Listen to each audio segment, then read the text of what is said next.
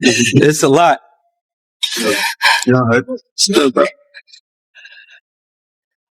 Is this whole thing unfolded over a 24-hour period? Hey, what's up, King Son?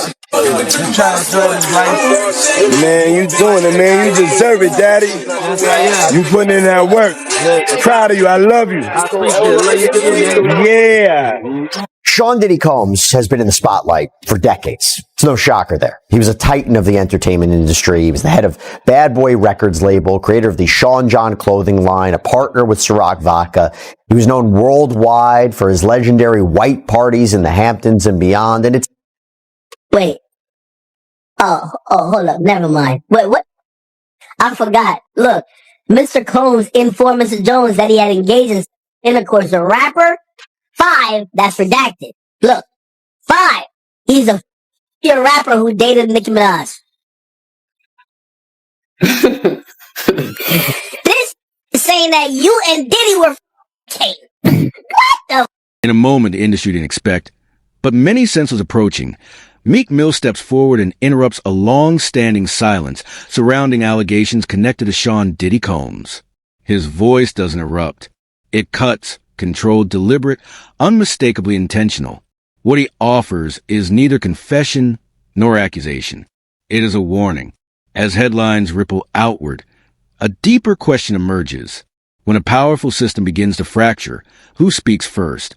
And who dares to speak honestly? Meek explains how his name became entangled in narratives that were never his, pulled into turbulence created by someone else's collapse. Beneath his steady delivery lies a clear message. The highest levels of the industry operate under pressure, leverage, and quiet coercion. Where favors hold value and silence ensure survival. And as his words settle, one question sharpens. What else remains hidden behind doors guarded by influence, money, and fear? Boys are weird. You feel me? Like, you would go to a party with them, and you looking around like, damn, like, a lot of guys kissing each other in here, man. You feel me? What y'all do is y'all business. So you been doing? Meek Mills. Well, he said a Philly rapper. You understand? And it was redacted in the paperwork to that because first of all, it had Meek Mills, it had Stevie J, they had redacted their names, and they had Usher, and they redacted their names and just said a performer of the Super Bowl and a Philly rapper. Everybody kind of knew back in the day that Meek Mills and Puff was a little too friendly. Ask about Dwight Howard in Mexico. What's up with Dwight Howard in Mexico? You know, they don't got paparazzi out there like that. You feel me? They was down there hooping. He going to the club with these same ladies. Nobody saying nothing. That's why he not in the league right now. You heard about him catching the sex assault on the little designer dude? Yep. Right. Him. Imagine you got 2 7-foot tall, swole guys in dresses, cornering you in a hotel in a bedroom. You finna be scared. Facts. So like, I distinctly remember going to a Diddy party, all the waitresses topless. They serving you, everybody topless, you feel me? Like, he got dancers in cages, people walking around with lions on tigers on leashes. I seen this with my own 2 eyes. See what I'm saying? And it was getting so weird in the party. I'm like, man, I tell the security team I'm working with, but let me sit outside in an Escalade. So I go outside in the Escalade and I'm just chilling out there because, you know, bro, I got a reputation to maintain, bro, outstanding member. Like, I don't want nobody thinking that, man, they got BH with this. That was always a concern for me, bro. That was always a concern. I seen it for myself because Bobby Valentino was the person I was bodyguarding there. You see what I'm saying? He tell me I done got so much pussy before, you know, pussy don't even really excite me. I'm like, well, what you mean? But he there. What you mean? On bro, folks' grave. I said, what you mean? So he got 2 girls with him. So I'm thinking to myself, like, damn, hold on.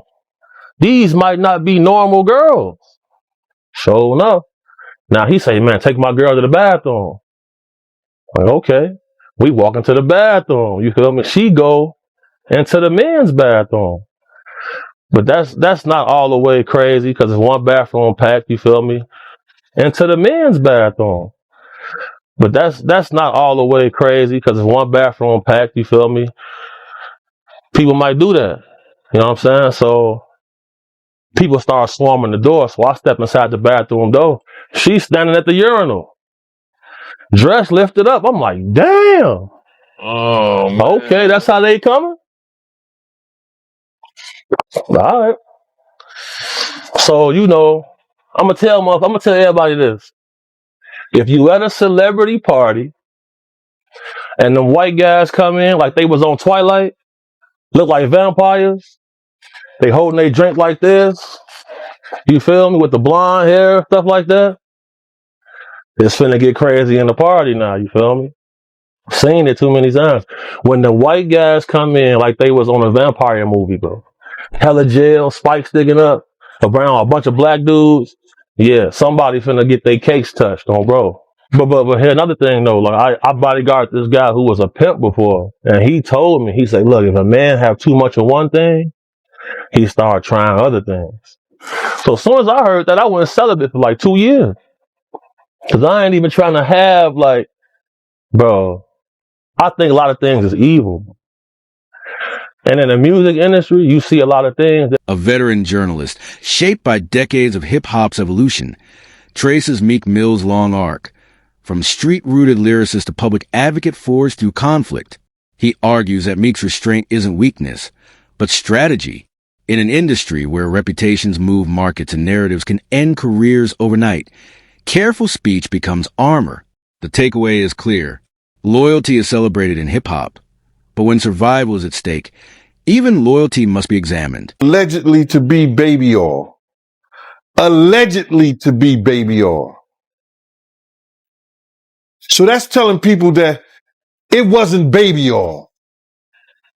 And people think that that was baby oil, they out their mind. I don't believe it was baby oil.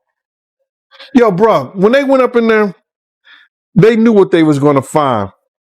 They knew what was ever in that baby oil or that those bottles that appeared to be baby oil. They knew about that at first. You got to realize 9 times out of 10, that individual that got caught at the airport, that was supposed to be their carrier, told them what they was doing and what they had. I wouldn't put him past that he told them everything. So when they went up in there, they knew they had to take whatever was out there, and that thing that appeared to be baby oil, they took that. They got to test every last one of them. Let's see how much, let's see how many of those come back to be baby oil. Bro, listen to me. Costco don't sell that much baby oil. Where you know sell that much baby oil? Yeah, I don't know any store that sell that much baby oil. I know Costco, they came out and said that they don't even sell baby oil. My sentiments exactly. But you personally, right, what do you believe was in the baby oil? If you ever seen a massage parlor being raided and they walking out the people, do they take the massage oil with them when they go? No. They just walk out the people who are being arrested.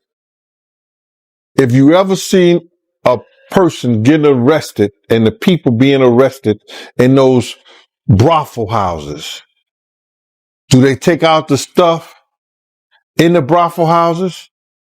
No, they don't. They take the individuals who are being arrested out the brothel houses. For them to take 1,000 bottles of baby oil, it's like that they did not leave one. They left people there, but they ain't leave not one bottle. Nobody needed no baby oil. So my whole thing about it is that there was something in that other than baby oil. That's why they took all the bottles. And 9 times out of 10, if I would give it a wild guess, it was, and like some of the people told me, it was probably that GHB. What's that? Another interviewer presses on a moment fans still whisper about: Meek's near-fatal car accident. Meek pauses, then admits he never fully believed it was just misfortune. The timing, the tension, the calls that followed. Nothing overt, no accusations, no names. Only a doubt that never fully faded. The thought lingers uncomfortably. When power, profit, and rivalry intersect, how safe is anyone who disrupts the balance? Feel me? With the blonde hair, stuff like that. It's finna get crazy in the party now, you feel me? Seen it too many times. When the white guys come in like they was on a vampire movie, bro. Hella jail, spikes sticking up, around a bunch of black dudes. Yeah, somebody finna get their cakes touched on, bro. But here another thing though, like I bodyguarded this guy who was a pimp before, and he told me, he said, look, if a man have too much of one thing, Philly though, Jay, it's Philly. You know, he Meek Milk. As far as I'm concerned, he Meek Milk. I ain't calling him Mill no more. That's milk. That's Meek Milk. Added to the honeycomb. You got a meal. So you believe the Dwayne Martin story that could have Of happened? course. Everybody know that shit. Everybody knew they was just ain't nobody know Dwayne was folding him over like that, taking him to Pound Town.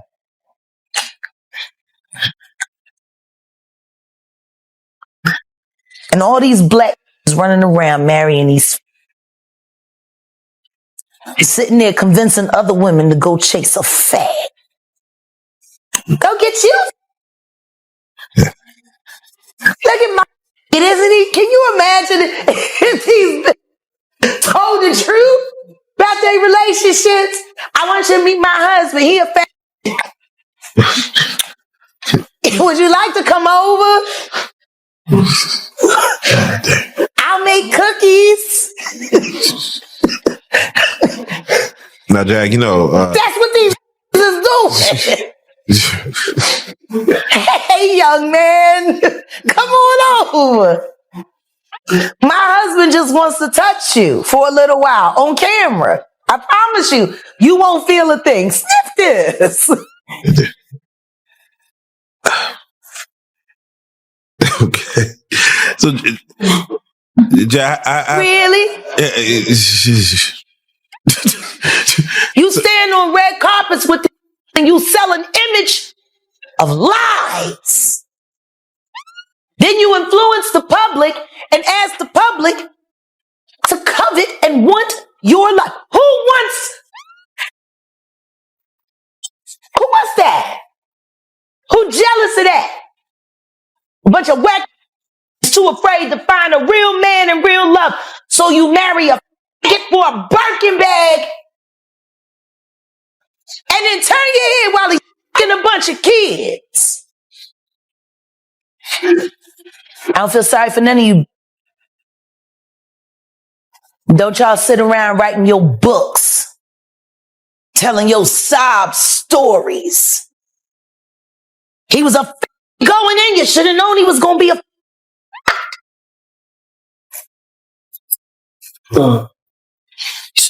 You married that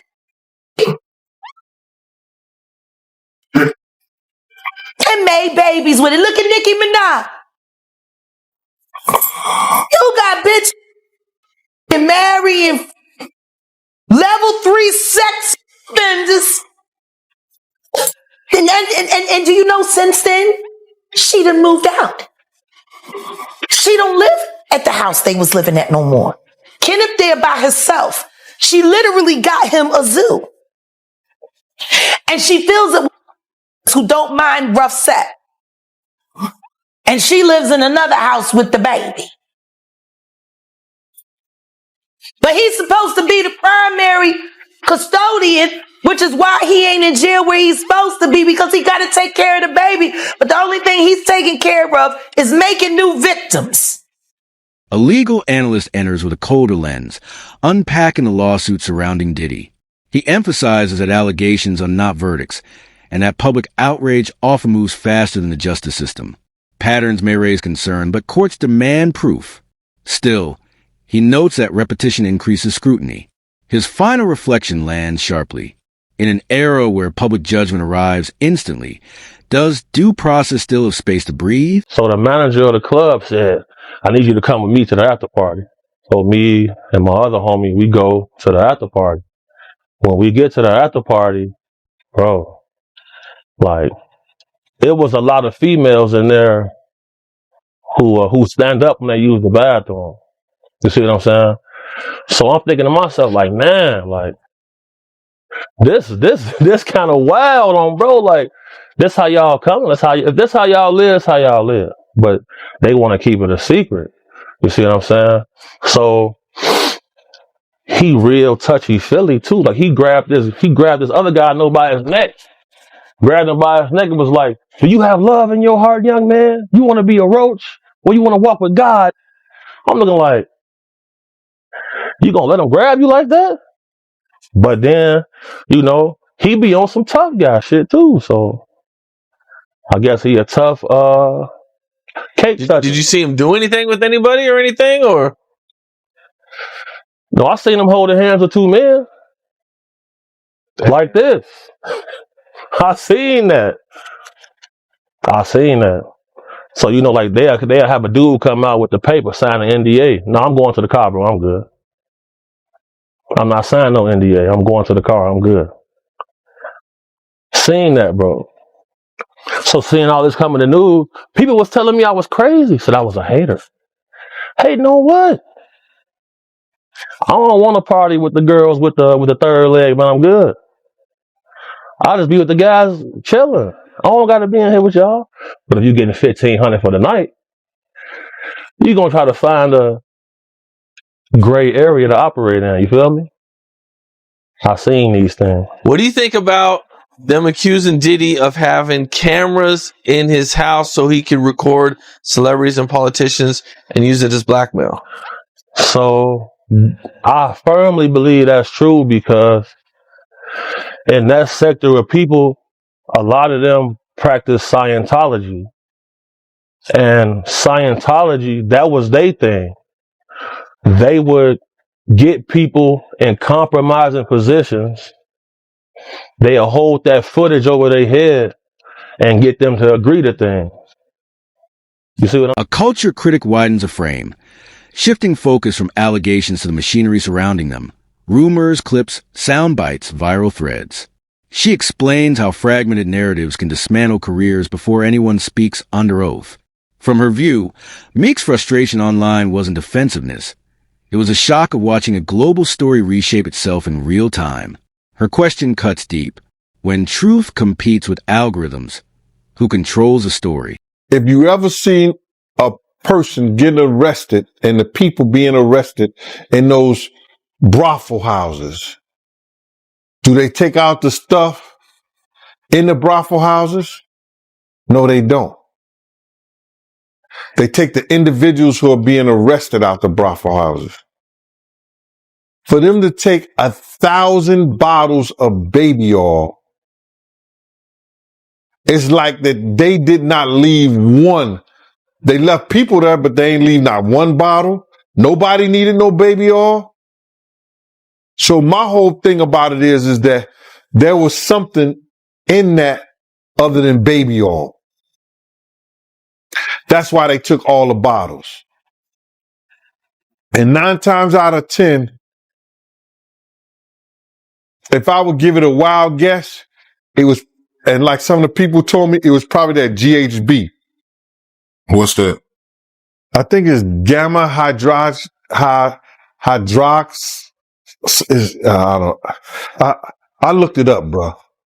Let me see. See if I can find it. I know this is just showing everything like that, but oh no. Let me. Yo, somebody tap dance or sing or do something, you know what I'm saying, while I'm doing this. Oh, here it go right here. It's gamma hydroxy butyric. What is it effect on the body? It's a euphoria, drowsiness, decreased anxiety, and memory impairment. It works on the nervous system and gives you this feeling of euphoria. So they take that and rub it on her, and you forget who you are, what you're doing. It can also give you memory loss, drowsiness. And that's under the DEA, the Drug Enforcement Administration.gov. A mental health expert reflects on Meek's comments about exhaustion and isolation. She explains that extreme fame creates psychological environments few are equipped to survive. Loyalty tests, blurred power dynamics, and transactional relationships take a toll. Vulnerability becomes dangerous. Pain hides behind performance. Her conclusion is quiet but piercing. How many stories remain untold because the fear of appearing weak outweighs the need to be understood? What do you feel about this lawsuit that Kurt Burrows got against Puffy? Well, what I told you was, and you are a witness to this, I said back in the day, people used to think that Kirk Burrows and Diddy was lovers, or they had some kind of relationship like that. Remember I told you that? And you was like, I remember that. You told me that years ago. yeah. And you said to me, yo, you going to speak about it? I said, nah, I ain't going to speak about it, bruh. You understand? I'm going to wait till he speak about it. So people who had known that, I always knew that because I used to follow Puff to Kirk house when we had the building and the red zone, and we used to take the money from those clubs and we had to drop it off at Kirk house. So we wasn't dropping. He would, he was staying there. You spending the night at another house and you got a apartment with your girl somewhere else. Okay. So, when I seen in the lawsuit that he said that Kirk said that Puff was SAing him, sexing him, sodomizing him, doing all kind of things to him, I first thought like, but hold up, they was lovers or but that's his boss. So maybe the boss cannot have people, or the CEO can't have people that work for them. And that's why it becomes illegal. I don't know, bro. It's the law. The law is funny. But when I seen the lawsuit and seen all the stuff that was happening and all the things that Kirk was saying, it was things that people knew. A lot of people knew that they were doing something. They were even saying that people were caught. You understand? They were saying that people was even caught. I'm at work, so I'm just defending myself. You know what I'm saying? Because I know he's finna punch me, so I swung first. Because he was finna punch me. You could tell he was finna punch me. Did Meek attack you as well, or was it just? Yeah, all of them. Meek Mill hit me in the back of my ear. I think we did get fired. They took our badges and everything. I think we out of a job all the way. So they got fired, these two guys. Well, of course, clearly, for one, they're in violation. Okay, you shouldn't be sitting at work. Your job is to will people. I love Raquel. You sound like you're a cop right there. You're just like, you're a violation. They just Raquel, just so we can explain. They were all three of them, the two employees and Meek, were cited for an assault and given basically a promise to appear ticket, and they have to go back. The complication Meek there in the hoodie. The complication for Meek is that he's on probation in this gun drug case. It's a little tricky for Meek, of course. Okay, let's be honest. But one, it could be self-defense because these guys are talking about clearly they snubbed him first. So if you hit somebody first, what are you supposed to do? That's self-defense. And secondly, their job was to wheel people. Why aren't they wheeling people up and down? We should explain. They're the we people should explain what wheeling people means. To wheel people. That's They help people who are in wheelchairs get back and forth from the terminals, Raquel. Exactly. I know, but that's their job, That's though. their job. That was their job. You're not supposed to be like, hey, can I take pictures with celebrities? No. Well, they have people to help. Can I say, Meek just got cut a big break because they are now on camera saying that they threw the first punch, and their only argument is we threw it because one of Meek's guys looked like he was going to hit us. So their self-defense issue basically is saying that we decided to put our hands on Meek Mill because they looked like they were going to hit me. Are you kidding me? That doesn't work in court. Somehow it feels like you have an opinion on who's right and who's wrong. Yeah, what do I? It sounds like you're A former producer, speaking broadly and without accusation, describes an industry polished on the surface but fractured beneath. He recalls private spaces where alliances shift quickly, reputations function as currency, and loyalty becomes leverage. His final thought lingers. Perhaps the glamour celebrated publicly is only a mask, one that extracts a price from everyone who wears it. The feds find out it's a three-way call, they'll click off. They'll hang up the phone some kind of way. Mm-hmm. You know what I'm saying? So I called Dawn back. Dawn, I said, yo, Dawn, who was that? She said, I told you that was Unique. I said, Unique from Mecca Audio? Now, Dawn used to date Diddy. So I used to she knows a lot of people. So I say to Dawn, Dawn, that was Unique? She said, yeah, that was Unique from Mecca Audio. He told you, he said they coming out, they coming to get y'all. So I said, yo, wow, they coming to get us.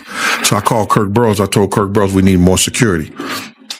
Because at the time we only had myself, Kenny Story, and Paul. And Paul had hired a cop from Inglewood. Who's only got 4 security out there. You know what I'm saying? And here we got Puff, Big, and they entourage, the whole 9 yards. So, he tells me that Puff is not getting any more security. I said, wow. So the part where you was talking about I didn't have to go, I never spoke to Puff about what Unique told me because I had spoke to Chaz Williams a day after that. And Chaz Williams said, yeah, I'm hearing like they coming at y'all. Now I know there's beef with us because of what the people think about Jake and what has something to do with Suge people. Right. I know it's beef because of what Big did to the people from the Dog Pound when he made that phone call and they shot up their Winnebago in New York. I know there's beef from this Muslim cat that Puff had an argument with in Soul Train. I just found out recently what that was about. And I know it's beef with the Tupac stuff. First and foremost, I just want to say, I know a lot of people want to hear these stories and everything like that because this is stuff that happened back in the day. And then maybe that if they knew there was going to ever be a YouTube or they knew there was going to ever be social media, a lot of the stuff probably wouldn't have got played out like it did.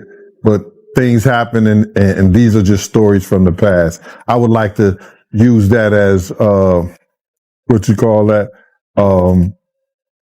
Just to clear the facts up what's going on. But it all started, we was in Atlanta. And this story starts when I'm with Puff and he's in the exotic bookstores and he's doing shopping, right? He's shopping, getting his stuff and everything like that. So, you know, this is the first time I was ever in an exotic bookstore with Puff. So, you know, I'm giving him his space. He's taking things off the shelves and stuff like that because they gave him a brown paper bag. When they gave him a brown paper bag, he was just putting stuff in there. So I said, damn, you know, he got to go. The host returns to Meek with a final question. What does he want people to understand? Meek answers carefully. He isn't seeking destruction. He's protecting his name, his children, and a legacy earned through struggle. He urges viewers to look past headlines, beyond clip narratives, beyond the noise. Stories can be engineered. Power can be weaponized. And fame, he warns, draws dangers easily as it draws attention. He closes with a statement that feels less like commentary and more like caution. Stay alert.